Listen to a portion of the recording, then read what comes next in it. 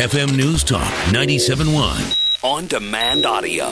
Colonel Randall Larsen is with the WMD Center.org. And this is hugely important because, especially right after we've heard about the Iranian terrorist who is over here, possibly at the behest of the Iranian government, we have a report card that the WMD Center released in terms of how prepared the United States is for a large-scale bioterrorist attack. And as it turns out, it's not so great. Sir, good afternoon. Thank you so much for joining me. Good afternoon, Dana. Could I throw you a curveball this afternoon? Why not? It's Friday. Well, I was just listening to Jeremy, and so this report card is very important. But listening to Jeremy, I did two projects this summer. I worked on the report card. Your listeners can learn more about that by just going to WMDcenter.org. But Jeremy talked about how his third tour, he was wounded. One of the other projects I did this summer was make a 20-minute documentary about America's wounded warriors.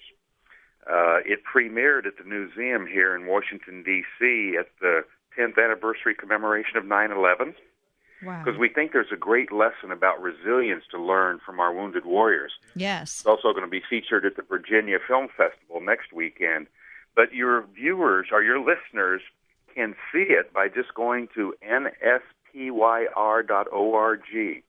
It is an inspirational video about stories of five of America's wounded warriors, and what great human beings they are, what great patriots they've been in. Yeah, but absolutely. I tell you what, Dana, it really gives you a different perspective on life. You wake up in the morning, you say, "Oh, my knee's kind of sore."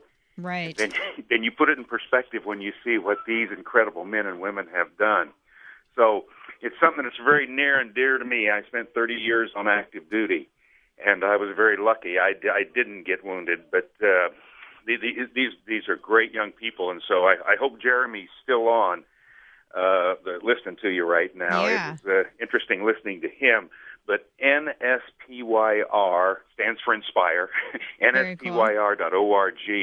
Take a look at that video, and it will be an inspirational moment for all. Absolutely. Well, I appreciate you sharing that with us. We have about a minute before we go up against a hard break. Okay. But this report card, and again, you said everyone can go to WM, M as in mouse, or Martin, or whatever. WMD Center.org. Weapon of Mass Destruction. WMDcenter.org. This is scary.